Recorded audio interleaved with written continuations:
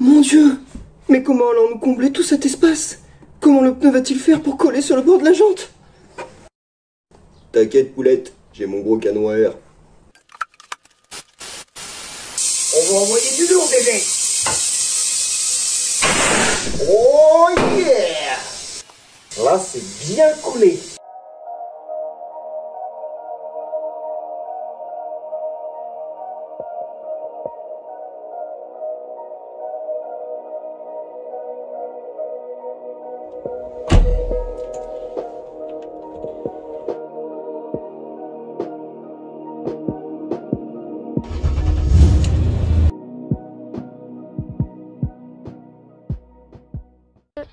Bonjour à tous, bienvenue dans cette nouvelle vidéo. Aujourd'hui je vous propose une vidéo montage et démontage de pneus. Et pour ce faire je vais aller voir Mathieu que vous connaissez déjà.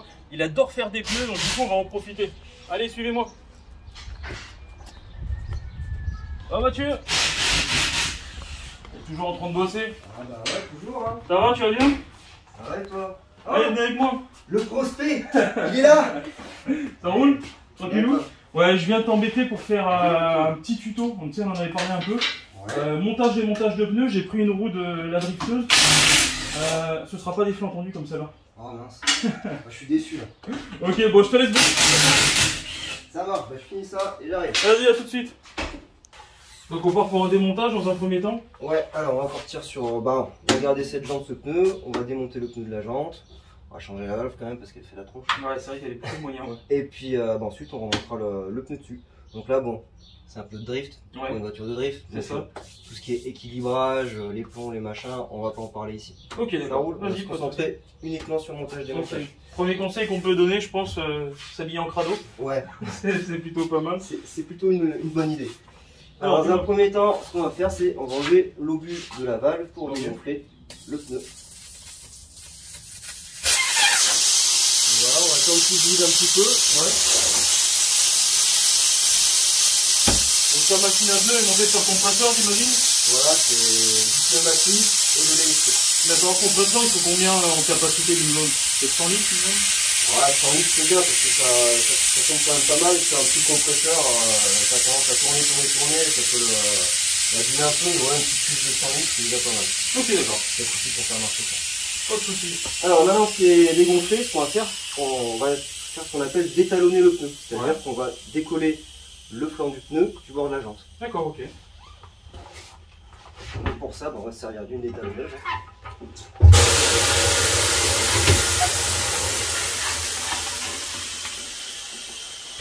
Alors ne pas hésiter, au fur et à mesure qu'on détalonne, Mettre de la graisse. à venir graisser un petit peu ici, enfin, du savon. Ça facilitera le démontage. Surtout ici quand on a des semi-slips qui sont avec des flancs quand même assez rigides. D'accord. Ouais, puis le pneu assez sec. Hein. Ah ouais. Voilà, n'hésite pas. On vient bien lubrifier.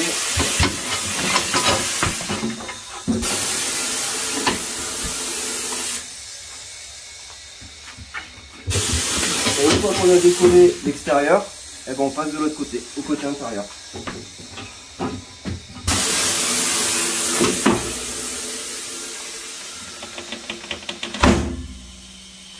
Pareil, on n'hésite pas. On vient brasser. Du coup, ça risque d'abîmer les flancs. En général, quand tu les démontes, tu peux les remonter ensuite ou pas? Si tu veux remonter sur un autre jeu de jante. En règle générale, on peut démonter, remonter, ça pose pas de soucis. Hein. Le pneu, il a quand même une bonne élasticité, etc. S'il n'est pas fragilisé à la base, bon, en gros, s'il n'a pas mangé un trottoir, un truc comme ça, normalement, il y a peu de risque de l'abîmer. Ok, ok. Alors du coup, deuxième étape. Alors, maintenant que le pneu est décollé, on va le mettre sur le plateau de la machine.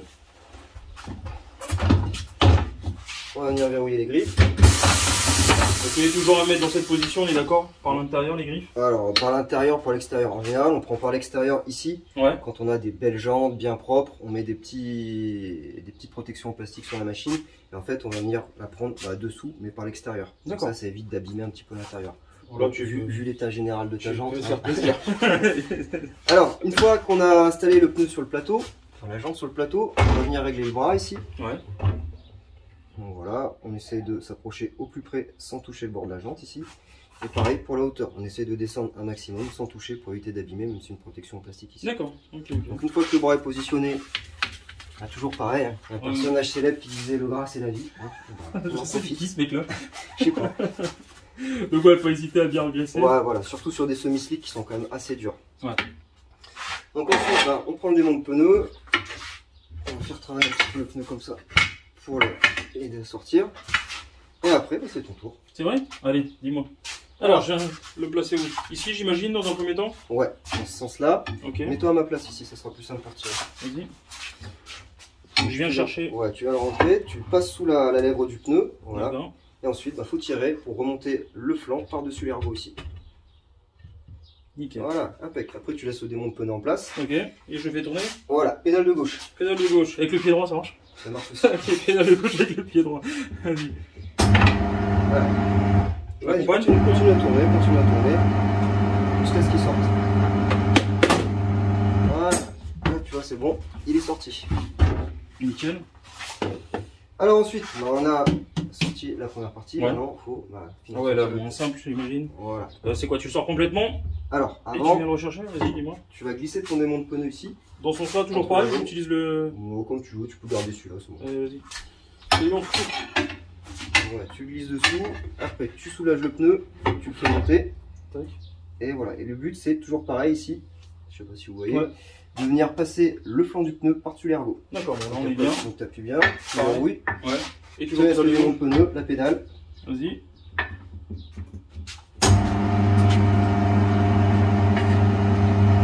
Ah c'est bon. Nickel. Alors, ensuite on décale le bras. Et voilà. Ok pour la deuxième étape. Alors. Ensuite. Troisième étape. La valve. Ouais, la valve, d'accord. Attends, je repose le démon de pneu. Il va. Putain, tout a un ordre chez toi. Toujours. Alors la valve, là c'est pas compliqué, tu as un couteau qui est ici. Ok, vas-y, bah, je te laisse faire. Ok. Donc on va couper la base de la valve ici. Comme ça, c'est plus facile pour la sortir. Et ça, c'est poubelle. Donc toi tu conseilles de le changer quoi? À chaque fois, un pneu sur 2, un pneu sur 3? Au niveau de la valve? Ouais. Alors ça dépend de l'utilisation du pneu. Si c'est la voiture de tous les jours, un train de pneu, on va dire 2 ans, 3 ans peut-être. Donc oui, on va la changer à chaque fois la valve. Après utilisation circuit, un pneu qui va tenir 10 minutes, un quart d'heure, ouais, on va pas changer la valve à chaque fois. Ok. Alors toujours pareil, un petit peu de gras. On vient passer la valve à travers son logement. Et ici on va venir la clipser. Ok, nickel. Donc une fois qu'elle est mise, on vérifie qu'elle soit bien engagée, en gros qu'elle soit pas de travers. On a ce qu'on peut. Là c'est bon, elle est bien positionnée. Parfait, du coup maintenant on va remettre le pneu. Quatrième étape, on remet le pneu dessus. Alors, quatrième étape. Donc quatrième étape, on va remonter le pneu sur la jante. Toujours pareil, hein. Le petit outil magique, et on n'hésite pas. Intérieur, extérieur. Voilà, intérieur, extérieur. On peut même mettre un petit coup ici, vraiment à l'intérieur. Et voilà, faut pas hésiter à bien graisser. Parce que le problème, c'est que si c'est pas lubrifié, en fait, on risque de déchirer le pneu sur l'ergot de la machine. D'accord. Surtout quand c'est des semi-slicks. Alors, sens de montage. On va avoir des pneus avec un côté inside, un côté outside. Donc le côté inside à l'intérieur en bas ici, et outside extérieur ici. Là c'est pas le cas, je ne sais pas si tu verras en te rapprochant, on a un sens de rotation. Voilà, ah oui, je le vois là, voilà. Tu vois, sens de rotation. Donc je vais le remonter dans le même sens que tu me l'as laissé. Ouais, en général c'est noté dessus inside et outside, mais sinon tu as des trucs où tu peux le faire et d'un sens et dans l'autre. Voilà, ouais, des pneus qui, peu importe le sens de montage. Et donc là tu n'auras ni l'indication ni le sens de rotation. Non, il n'y a rien de marqué dessus. Donc là, technique pour remettre le pneu. Il y en a deux. Ici, pour la première partie, on peut appuyer comme ça et venir clipser, ou on peut faire la même chose avec le bras aussi. Ça dépend si comment on travaille, sa rigidité, etc. D'accord. Donc là, on va repositionner le bras. Maintenant ici, on va faire passer le flanc du pneu par-dessus cette partie de l'ergot. Ensuite, on vient caler notre démon de pneu ici. Et voilà, le but, ça va être de passer tout le temps le flanc sous cet ergot. Donc là, je vais m'aider d'un deuxième démon de pneu parce que sinon, ça va pas être pratique.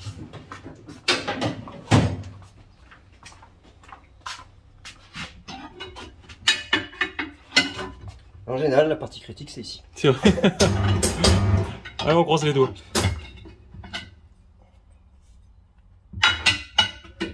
Ouais, c'est un petit peu sport quand même. Bah, disons que les semi-slick, ouais, un petit peu.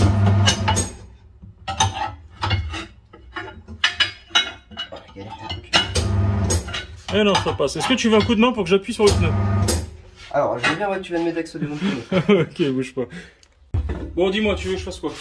En gros, tu prends des monte-pneus, Ouais. tu le cales ici et tu restes appuyé ici. D'accord, je l'accompagne. Voilà. Et moi, pendant ce temps-là, je vais faire en sorte que le pneu passe toujours sous l'ergot qui est ici. Vas-y.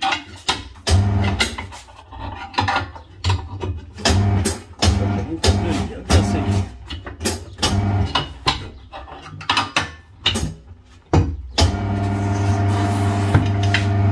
Impec. Nickel.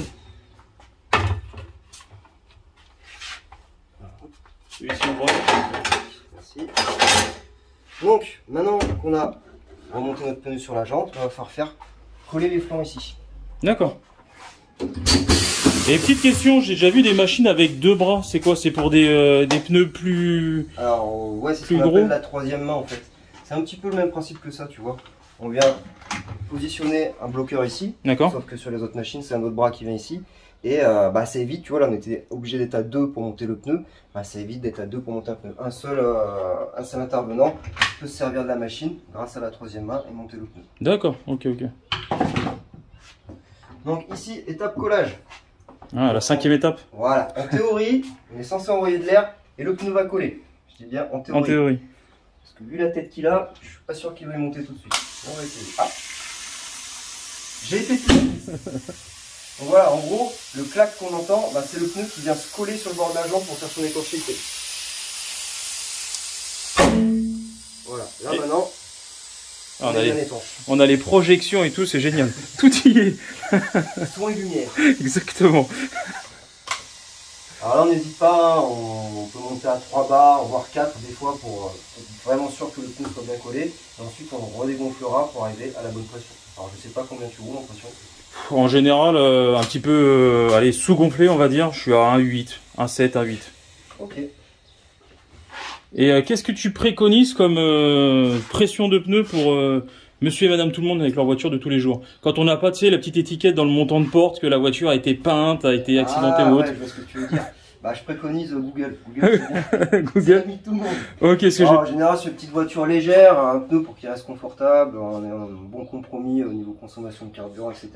On va être sur du 2 bars 2 à peu près. Ok. Après, sur des voitures avec des dimensions de jantes plus grandes, du 17, du 18, ce genre de choses, là, en général, on a des pressions qui sont plus élevées. D'accord, ok. Et sur les utilitaires, après, on monte à des pressions jusqu'à quasiment 4 bars.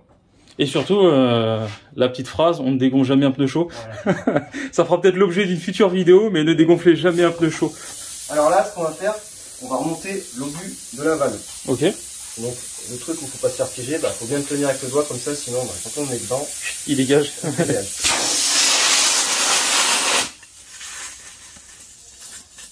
Ok, parfait. Plus qu'à Voilà. remettre la bonne pression. Voilà, on vérifie la pression. Ouais, on est à 2,1. Parfait. Un petit peu. Allez, un chouïa. Bon Mathieu, merci pour le tuto montage démontage de pneus. Pas de soucis, ça fait plaisir. Avant de leur balancer la petite vidéo drift, tu sais, je t'avais fait un petit montage à l'époque quand tu avais c'est tourné. sympathique, d'ailleurs. Attends, c'était quel circuit? C'était un circuit C'était karting? circuit de soucis. Ok, d'accord. De sens. Bon, bah, je vais leur balancer la vidéo. Juste avant, dernière petite chose, je voulais savoir comment ça se passe sur les montages de pneus en flanc tendu, comme pour ce Ouais, véhicule. justement, comme sur celle-là. Ouais, parce que moi, je me rappelle à l'époque, je le faisais au Star Pilot. Je me suis cramé tous les cheveux. C'est ça. Ouais, le tapis. Exactement. Mais toi, tu as une autre technique, on m'a dit. Ouais, bah justement, vu que j'en fais beaucoup, j'en avais marre, pareil, le Star Pilot, surtout que le Star Pilot, bah, ça fonctionne pas tout le temps. Quand Ouais. on commence vraiment à avoir un pneu très fin sur une jante très large, le Star Pilot suffit pas pour en fait, exploser suffisamment et combler le vide. Donc on utilisera à ce moment-là ce qui est ici, Du c'est canon un à air. canon à air. D'accord. Dans un premier temps, bah, j'ai démonté une roue de ma voiture parce Ouais. que c'est bien beau d'aller rouler, mais de temps en temps il faut changer les pneus. Et justement, on va en profiter bah, pour faire juste une petite présentation vite fait du Avec le montage. canon à air, d'accord. Exactement. Donc plus facile, plus simple et meilleur pour les cheveux, on va dire. Ouais, plus sécure. Le plus sécure, c'est ça. Donc voilà, j'ai démonté une jante de ma voiture, j'ai déjà détalonné. Et Ouais. maintenant, on va faire un petit retour en arrière sur ce que je t'avais dit pour fixer la jante sur le plateau. Tu vois, moi je roule pas avec des jantes dégueulasses. Hein, c'est moche, c'est moche. Je préfère pas les abîmer. Du coup, je vais les prendre par l'extérieur de la jante ici, en ayant monté les petites protections en plastique qui sont là. D'accord, ok. Donc toujours pareil, on vient positionner la jante.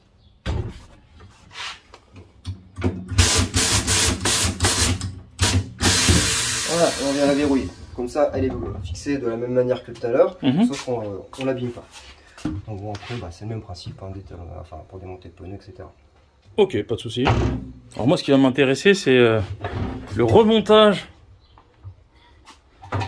avec le canon à air. Ça, c'est ce qui plaît aux enfants. J'imagine, ouais. Ça les fait pas flipper, non? Et aux voisins aussi. Et aux voisins, ouais.